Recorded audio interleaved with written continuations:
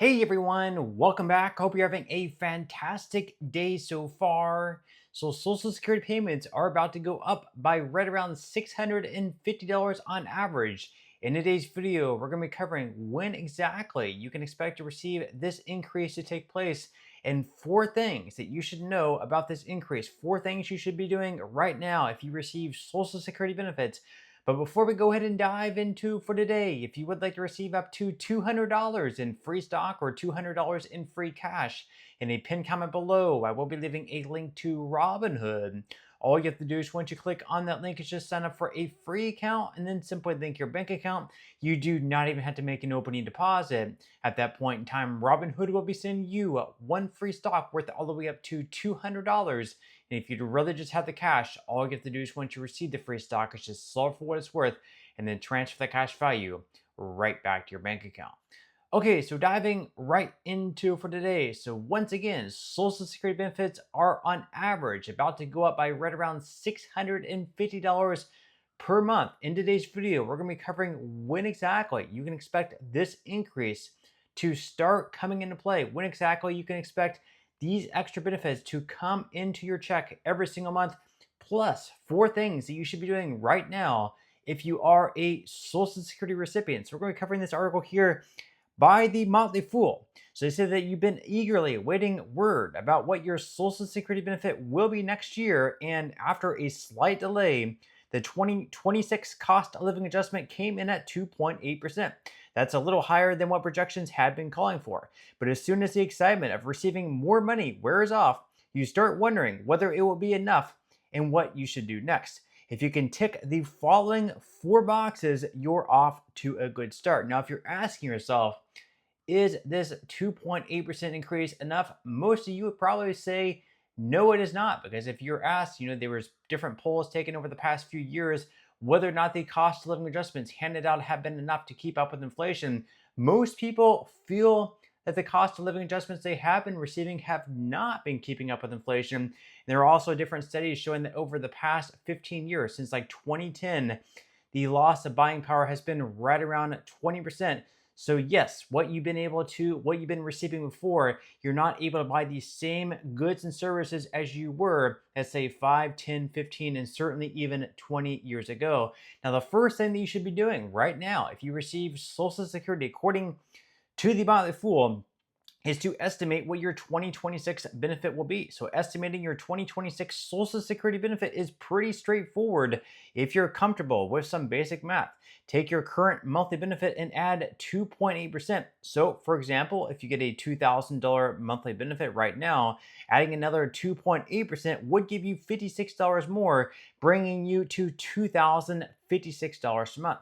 You should be able to get pretty close to your 2026 check amount, and the Social Security Administration will also send you a personalized COLA notice in December with your exact benefit for next year. You can also access this information through your My Social Security account in early December. So that is going to be the average amount right there. It's going to be right around $56 a month, which is close to $700 more on an annual basis. Of course, if you receive more than $2,000 per month right now, your COLA increase is going to be a little bit higher. If you receive less than $2,000 per month, obviously your increase is going to be a little bit lower. Now, the second thing that you need to do right now if you receive Social Security is to keep an eye out for updates on the 2026 Medicare Part B premium.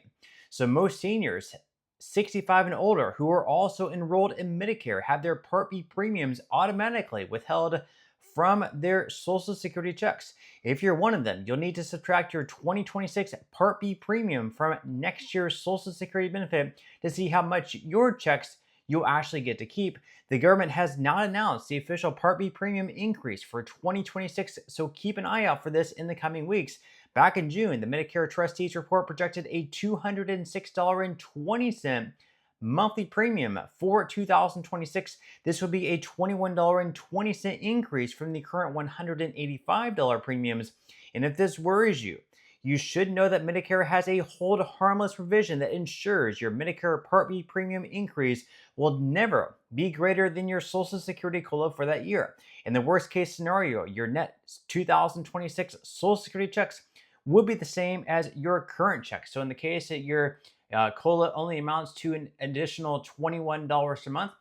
And of course, the Medicare Part B premium goes up another $21.50 per month.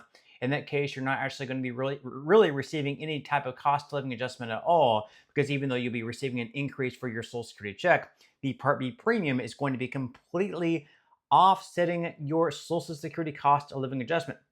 Now, next year, once again, the average increase is going to be right around $50 to $60 a month. So, with that said, the Part B premium, if it does increase by $20 a month, that's almost going to halfway offset the cost of living adjustment for those folks. Now, the third thing that you need to do right now, if you receive Social Security, is to compare your Social Security benefits to your current monthly expenses. This is very important.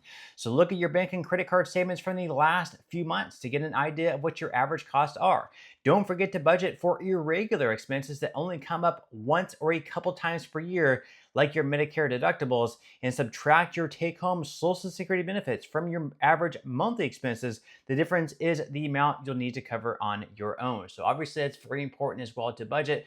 And then there's always those emergency expenses you don't expect to come up. Maybe your car breaks down, you have a very expensive bill to pay. Wherever you get your car fixed up. And those things you don't necessarily prepare for, but they just seem to come up maybe once or twice a year. You'll definitely have to keep that in mind as well. In addition to that, different inflation expenses. It seems like every year our electric bills go up as well, and other bills that just seem to go up pretty much across the board every single year. And then finally, the fourth thing that you need to do right now, if you receive Social Security benefits, is to come up with a plan to cover what Social Security doesn't. So it's unlikely that Social Security will cover all of your monthly costs. So you'll need a strategy to cover the rest. This could be a combination of the following. So the first one, obviously, personal savings. So if you have a savings in a retirement account, whether it's a 401k, an IRA, or just a savings account, you can draw upon these as needed to cover what Social Security won't. Secondly, a job. A lot of people are going back right now to get a part-time or even a full-time job because Social Security is not keeping up with our living expenses. So I say that working retirement can give you a sense of purpose in addition to a steady paycheck. That is another very good point there. For some people, they may not necessarily need the job for the money, but it just gives them a sense of purpose, a way to get out of the house, be around other people. Maybe they really enjoy their job or they miss the workforce and they want to go back and work. That's obviously something you can dive into as well. The third one is cutting expenses. So limiting discretionary purchases can free up more cash to go towards essentials. And then finally, government benefits. So when you have no savings to fall back on, you may need to sign up for other government benefits like Medicaid or supplemental nutrition assistance to help you cover the basics. It doesn't hurt to get started on a budget right now, particularly if you think you may need to sign up for government benefits. It can take time to get all of your documentation together and for the programs to evaluate your application to see if you're eligible. Put your budget into action right away in January. Then check in with yourself after a month or two to see how you're doing. You may need to make adjustments until you find a plan you can stick with for the rest of the year in 2026. Now, as far as when you can expect to receive this increase, even though it was announced last week on Friday, this doesn't mean that you're going to receive your increased check in November or even December, unless, of course, you receive SSI benefits, in which case you're going to receive your increased benefit on December 31st because January 1st is a federal holiday. For everyone else, you're not going to receive your increase until January next year in 2026. That is when you're going to receive your first increased payment. So you can see up on the screen there, if you receive SSI as well as Social Security, or if you started receiving Social Security benefits before May of 1997, you're going to receive your increased checks on January 2nd. For everyone else receiving Social Security retirement benefits, you're going to receive a check on January 14th, January 21st, and January 28th, once again of 2026, depending on when you're born. So that is when you're going to receive your increased check, as well as four things that you should be doing right now if you receive Social Security benefits. And at some point next month in November, you should be receiving a letter in the mail straight from the Social Security Administration, as well as on the online website from Social Security, that is going to break down pretty much all of your benefits, how much you can expect to receive next year in 2026, and everything that you pretty much need to know about your Social Security benefits moving forward. But with that said, that's all we have for today's video. And as always, I will see you in the next one.